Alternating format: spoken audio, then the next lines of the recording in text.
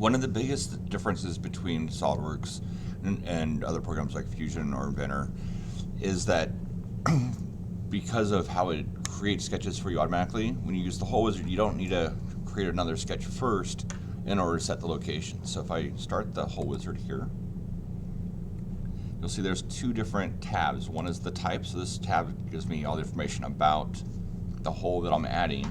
And then there's a tab here called positions, and that's where I can set my location. So if I go there, I can now click on a face, and now you can see I'm back into sketch, and so I can just add some points where I want those sketches to be. So if I wanted to have it in a pattern or something, maybe I make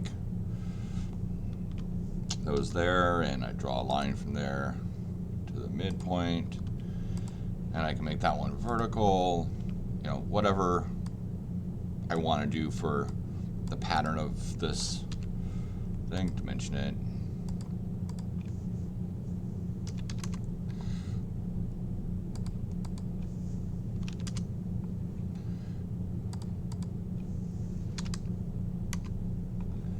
Maybe I want to have another line from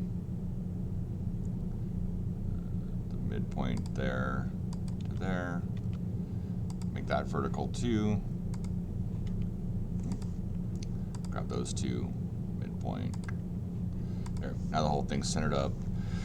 Go back to the type. Now I can go in and start adjusting my hole. So we have simple holes, and you can see it always comes back down here.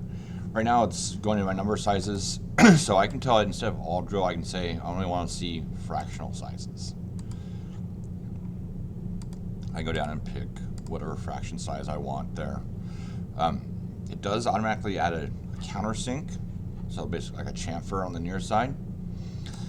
You can turn that off by doing that. You can turn it on, have it do it on both sides. I can also tell it to do that I only want letter drill sizes or number sizes or screw clearances. So now if I pick a screw size, so like a 1/4 inch, and I show the custom sizing, you'll see that this is the 266 for the normal clearance. That's the standard. Or if I go to loose, get to that, I go to close, I get to 257. And if you look between programs, these numbers all will be the same. So I can do that. I can also tell it I want it to be a counterbored hole, countersunk hole. I can tell it to be a threaded hole. Now I can tell it what size threads I want it to be, and then do I want to go just all the way through, kind of options here, and then here I can say how I want it to show. Do I want it to give me just the hole, at the minor diameter plus a cosmetic throughout there, or I want just the major diameter. So usually we'll just use this one here. And things. So we can also go in and do some slots. So it can do either a rectangular, a regular slot,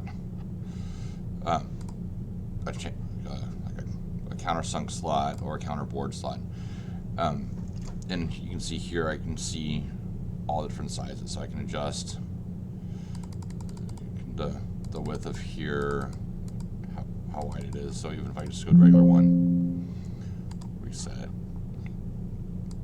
I can change kind of the diameter, which is how wide the slot is, and I can change the length there, either center to center or the overall length. But here I'm only able to tell it where it is for location based on the center points.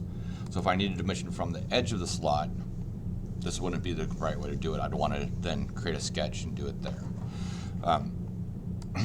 You can see I can even do that near and far side countersink here on this one too.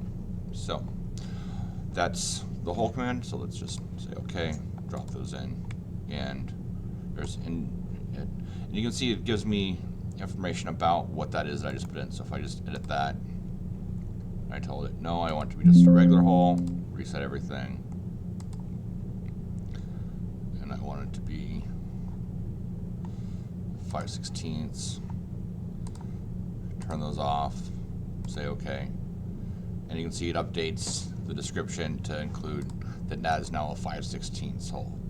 So it's going to keep track of what that is and automatically update this, so you know what it is. It's not just hole 1, 2, 3, 4, 5, whatever.